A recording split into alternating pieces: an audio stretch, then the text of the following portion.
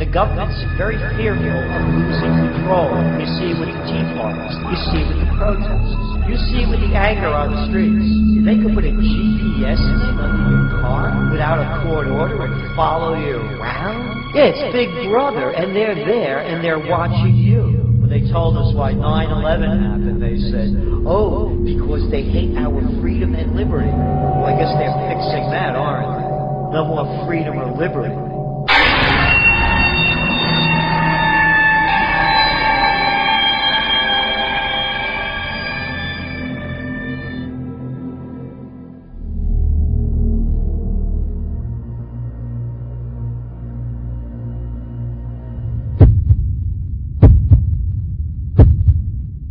The United States is no longer the land of the free.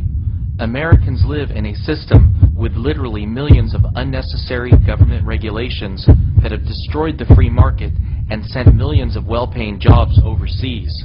Americans today are constantly watching their speedometers and trying to conform to every little rule, yet there are so many rules that it's impossible for even the most honest and hardworking Americans not to be breaking some type of law on a daily basis. We are slaves in a criminal monetary system where the Federal Reserve steals from the middle class through inflation and transfers this wealth to their banker friends on Wall Street. We are forced to accept pieces of paper as money when the U.S. Constitution defined only gold and silver as legal tender. NIA has already proven in our previous documentaries, Melt Up, The Dollar Bubble, and Hyperinflation Nation, that the U.S. dollar will soon become worthless and Americans will see the purchasing power of their savings and income destroyed. However, the impending currency, fiscal, and debt crisis is no longer NIA's greatest concern.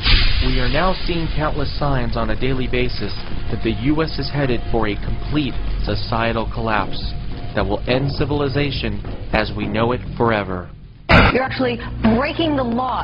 Breaking the law if you try to capture rain falling onto your roof and pour it on your flower bed. Obviously, if you use the water upstream, it won't be there for the person to use it downstream. So what about the little guy watering with rainwater at home? Will anybody do anything about that violation of the law? If she really does do that, then she ought to have a water right to do it. The average American is reaching a boiling point. There is no common sense left in America.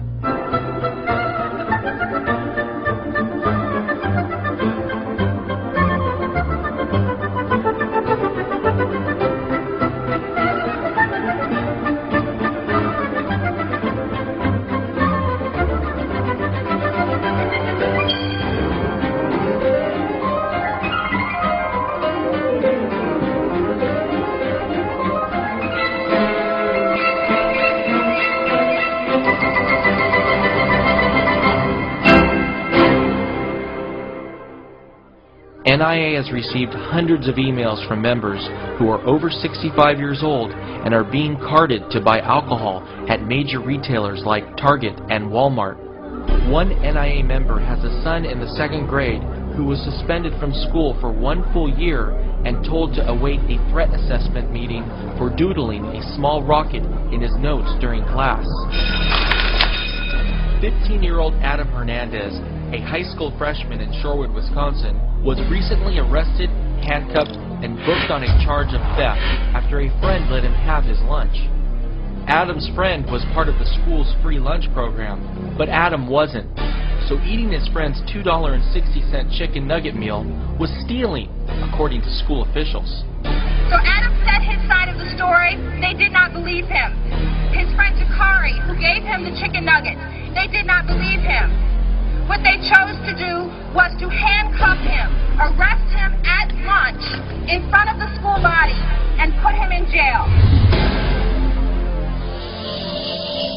Federal agencies have now put 6-year-old girls on the no-fly list as potential terrorist threats, and even 3-year-old girls are now being harassed for no reason by TSA agents at airports. 6-year-old Alyssa Thomas is like any little girl. She loves her dolls, and she's already excited about the 1st grade. But according to the U.S. government, you should be worried about what she's up to. Dr. Santosh Thomas was just made aware that his oldest daughter is on the list. the terror watch list that impacts travelers who could be a threat to national security. Here, a TSA employee we've decided not to show is patting down Mandy while my wife holds her. First, they tried a handheld metal detector. Mandy was not in the mood. And the TSA employee, well, in my opinion, did not know how to communicate to her. Americans can't even bring applesauce through security at an airport without getting arrested. Supervisor Atkins of the TSA inspects Nadine Hayes' blue ice chest and finds items such as yogurt, grapes, sliced cheese, milk, cottage cheese, applesauce, and soda, which were all essential food items for the hydration and health of her 93-year-old invalid wheelchair-bound mother, Eleanor. Supervisor Atkins refuses to compromise and rudely stated, "We are going to confiscate everything." With this remark, Nadine reaches for the ice chest with her mother's food. Supervisor Atkins gives up possession to screener Teta and a tug-of-war over the ice chest begins. Nadine is very upset that she will not have her 93-year-old mother's food items, but is still going to try to make the impending flight. She then takes the now empty ice chest and gathers the rest of her belongings. Supervisor Atkins appears to find this all rather humorous, as seen by her broad smile to her colleague. Melee is finally given back her charge of Eleanor. With no assistance forthcoming, the TSA has abandoned an invalid 93-year-old woman and her caregiver. Nadine has been cuffed and has been put in an awaiting police car with no explanation as to why they are doing this to her. Things are getting so bad at our airports that if your ticket says Brad, but your ID says Bradley, there is a chance that you won't be allowed to fly without getting strip searched and interrogated by Homeland Security. Last year, the state of Missouri issued a secret report entitled The Modern Militia Movement, designed to help police identify militia members or domestic terrorists. The report labeled libertarians, and more specifically, supporters of third-party political candidates like Ron Paul, Bob Barr, and Chuck Baldwin, as potentially being a domestic terrorist or members of a militia. Right after this report came out, a Ron Paul supporter who was leaving a Campaign for Liberty fundraiser in St. Louis was detained at the St. Louis airport for having Ron Paul bumper stickers on him and $4,700 in cash, which came from the sales of Ron Paul books and t-shirts at the fundraiser. Let's listen to some of the shocking audio from his encounter with TSA agents. I'm just trying to ask some questions, figure out what all this is about, so I can get you on your plane. But you want to play smart, and I'm not going to play your game. How much money is it? I don't know the exact amount, sir. The card says about $4,700. $4,700? Yes, sir. Why do you have all this money? I asked her, sir, am I required by law to answer the question? That's my question. I'm just asking you why I have $4,700. I understand. That's my question. I don't understand the law. Do you want to talk to the DEA about it? They'll probably ask. If they can tell me if I'm required to answer the law or question, I'll answer the question. I'm just asking, looking for a simple question. I just want to know why you have $4,700. That's not an unusual thing. I care if I need $50 with He refuses to answer any questions. He don't want to answer. So we're going to have to take him down to the station and let DEA, FBI, and all the people talk to him. Every one of them. You're suspicious to me. You're just your answers. That's why we're going to the station. Am I being forced to the station? Or am I free? You will be if you don't walk out the door. Yes, you'll be going to the station. You'll be forced. Okay. That's fine. I understand. You're going to be going to the station. Now, do we have to put you in handcuffs, or will we have a problem with you walking through this terminal? He can't. Yes. Okay. That's fine, sir. I don't understand the law. I'm happy to go. Well, we're going to help you understand if you don't. Americans' rights and personal liberties are being trampled on. Earlier this year, when the public expressed their concerns about airports adding full-body scanners that allow them to see your body fully naked, the TSA stated, "And as an additional precaution, the image won't be stored, transmitted, or printed, and deleted immediately once viewed." The TSA and other federal agencies flat out lied to the public. The U.S. Marshal Service has now admitted that over 35,000 naked images of Americans from the full-body scanner used at the federal courthouse in Orlando, Florida, have been stored between the months of February and July of this year alone. NIA believes that these full-body scanners are unconstitutional and violate fundamental human rights. The mainstream media has worked tirelessly to calm Americans' privacy fears by showing altered images from these scanners with blocked-out genitals. The truth is, these scanners produce images that make human genitals fully visible, and a simple computer technique is in full lifelike color. One of the things I've learned to hate the most is to travel on airplanes. What a humiliating experience. Everybody's guilty until proven innocent. Now, come on. You think they're going to do the same airplane trick again? How about calling this making a lot of money? It's just another way to make money, intimidate the people, and keep them in control. Look, you go into any office building and you got to go through this stupid routine of showing your identification, your license, getting the picture taken. Come on. You know, it's not like I just landed on the planet last year. The rush to install naked body scanners in airports came right after the failed underwear bombing in Detroit, which NIA believes was taken way out of proportion by the media in an effort to help their corporate friends make billions off of the American public.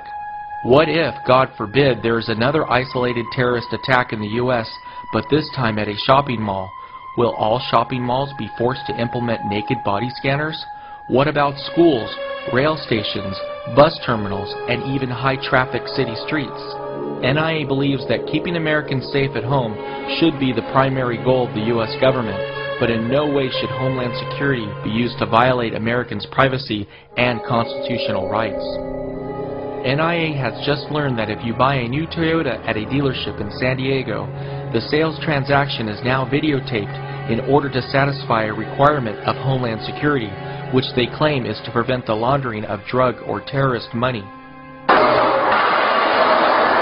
If you are driving on a New York State highway and pay your toll with a denomination over $20, the New York State Thruway Authority collector must collect your license plate number and report you to the Department of Homeland Security. These Homeland Security measures are infringing on our rights and not making our country the slightest bit safer. The U.S. today is experiencing a merger of state and corporate power. The average small business owner in America is being squeezed by government, forcing Americans to rely on a select few corporations that have all the wealth and power. Business is booming at Vernon Hershberger's farm. I'll show you. Customers are lining up in record numbers to get their hands on his raw milk. Illegal raw milk. We should have the right to choose what types of foods and what types of drinks that we want to put into our bodies.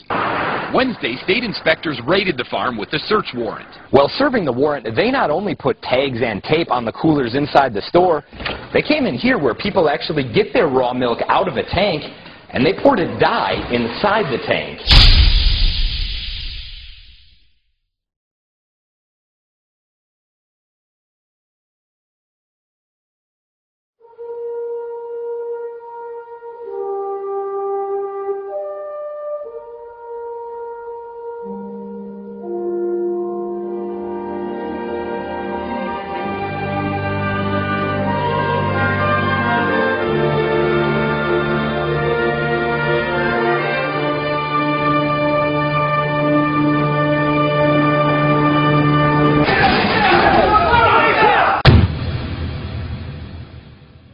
A couple of months ago, 20 agents raided Rawson Foods in Ventura County, California with a search warrant, ordering workers to put down their buckets of mashed coconut cream and to step away from the nuts. This was the third time this same farm had been raided in 3 months. Sharon Palmer, owner of Rawson Foods, thought she was on her way to resolving the problem over labeling of her goat cheese after the first 2 raids, but apparently not. It's pretty shocking how the police and district attorney in California have absolutely nothing better to do than harass honest, hard-working farmers who are growing and sharing natural, healthy, organic foods. As part of the raid, Sharon's 12-year-old daughter Jasmine had her computer taken and her homework lost. Jasmine still hasn't received back her computers from the 2 previous raids. All across the U.S., small organic food co-ops are being raided by police with guns drawn. Farmers are being treated no different than cocaine kingpins and are being charged with such things as illegally selling raw milk. These food co-ops are guilty of nothing other than sharing healthy food with people in their local communities. However, they are obviously a threat to the large agricultural corporations that pay off our elected representatives in Washington. Americans need to speak out now to help protect small farmers from the FDA and other government agencies that have been hijacked by the greedy and destructive billion-dollar agricultural giants. they're putting the people out of business, particularly at a time when people want more organic food. They don't want Auschwitz Farms eggs coming from, I love the names like Sunnydale Farms, you know, Hillendale Farms, chicken coop concentration camps. People want a higher quality, and they know that they're going to erode the profit base of these large corporations that work on very thin margins. So they're putting them out of business. They're making it more and more difficult for them to compete. Competition's all but dead, and they keep killing it more and more. Every private individual in America deserves to have the basic human right to buy farmland and cows and share their production of food with others. With the government trying to destroy small farmers because they are a threat to the market share of major agricultural corporations, it's a sure sign that a U.S. breakdown of society is imminent.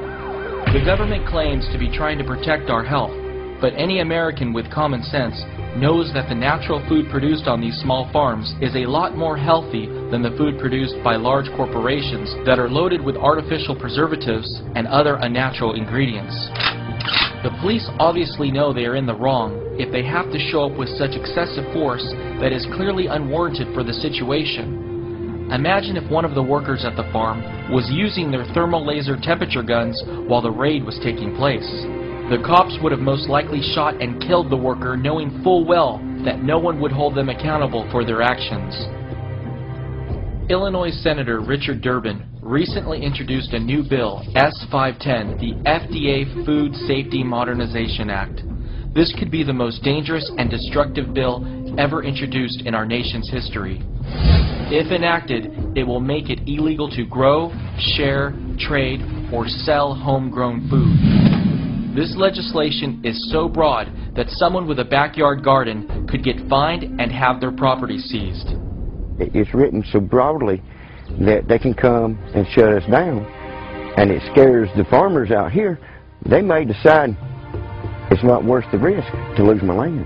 This bill seeks to effectively put all U.S. food and farms under the control of the Department of Homeland Security and the Department of Defense. NIA finds it outrageous for something this unconstitutional to even be considered, but it already has a shocking 17 co-sponsors in the U.S. Senate. Most Americans would be shocked to learn that there is already an executive order that allows the government to take over all food resources and farms during a crisis. NIA believes that all executive orders are unconstitutional because it allows the president to enact a law without approval from Congress. According to the U.S. Constitution, if the president wants to pass new laws during a national emergency, he must call Congress into an emergency session.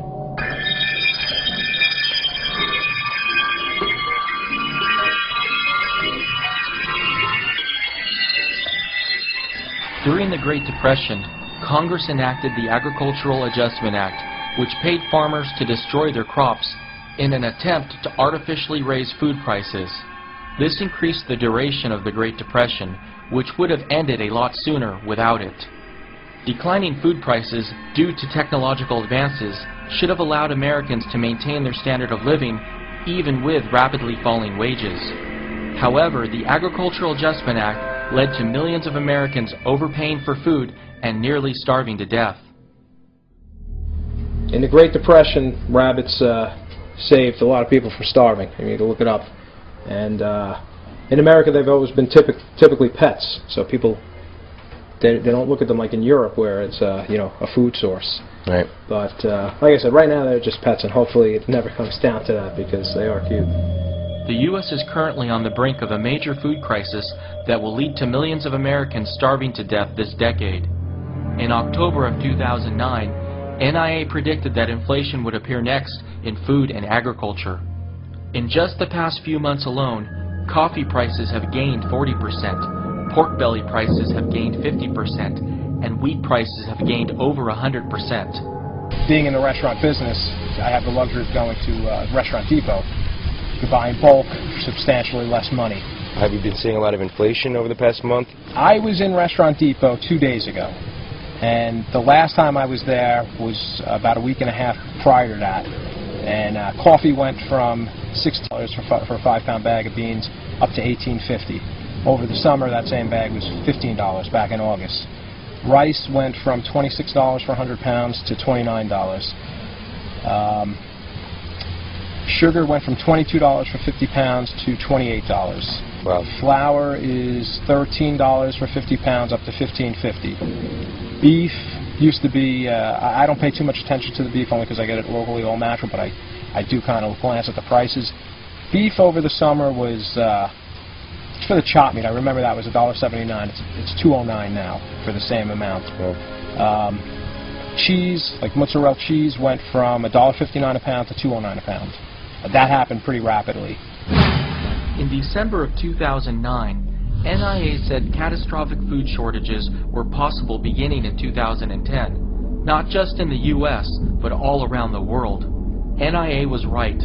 There is a major food shortage currently taking place in Pakistan due to flooding. This is just a preview of the food shortage that will soon take place in the U.S. due to hyperinflation. Overwhelmed by desperate survivors, this truck simply cannot ensure aid is delivered to those hit by the devastating floods. This would-be good citizen beats back the people he's trying to help. Without a coordinated effort by the government or aid groups, delivering supplies becomes a piecemeal effort that often falls short of what's needed. The scale of this disaster is overwhelming, and the lack of a centralized effort means that good intentions can go to waste. In these storage bins, you know, I don't know if it looks like a lot of food to you guys or not, but I could break it down and pretty much tell you how much of everything. Yeah, I mean, why don't you go through it a little bit? I mean, I'm interested to know. There's different ones with pasta. Like I said, the macaroni I have about 300 pounds. This is salt. I have 150 pounds of salt. You need to dip most foods in water and salt before you put it in a dehydrator. There's 400 pounds. Pasta's great to have, it seems, you know, because you know you can always have it. It fills you up. The calories, it's not that expensive. I try and go by the calories. You know, how many calories you're going to need to, you know, do what you have to do if you can't go to the supermarket and buy things that are beneficial for your body. Where pasta's not. I got that because my wife, she wanted it. I wasn't buying anything until she kind of demanded it. Yeah, I was buying. I have like 400 pounds of beans, dried beans. The bags look like this if you could see it. I got these things duct tape. I'll tell you about the storage when I'm done talking about that. But I've got 400 pounds of beans, 400 pounds of dried peas. There's 400 pounds of flour. This is some of the flour here. Right. In that one, there's baking soda. I have baking powder. There's like a year's worth of tea bags.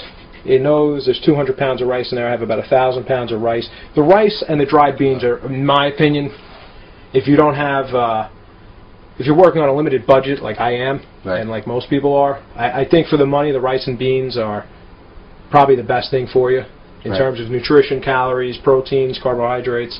I think it's a good mixture of what you're going to need. There's sugar. I have 200 pounds of sugar, which if I use it all or barter it, you know. Because you got to think not only for yourself to eat, but also to have enough to barter if you need something else. People are going to want. I have about a year's worth of coffee beans. This is the bag of coffee. I have about a year's worth of this stuff because this will be another. I drink coffee every morning, but this went from $15 in late August to $16 a week and a half ago to $18.50 2 days ago. Wow. So coffee's pretty expensive. This is something. If the business opens soon, I'll buy a lot of this, and I know this will be valuable. This will be a valuable commodity to trade with people. I think in total, between upstairs and there's like 30 tubes of toothpaste. I have 30 toothbrushes, dental floss. I got like 50 bottles of shampoo, toilet paper. I think toilet paper is going to be in demand when everything falls apart. You know, everybody's so accustomed to having these things, you know. I'd rather have it in storage and not take the chance of having to use a leaf. While most Americans today are concerned about making their mortgage payments, that will soon be the least of their concerns.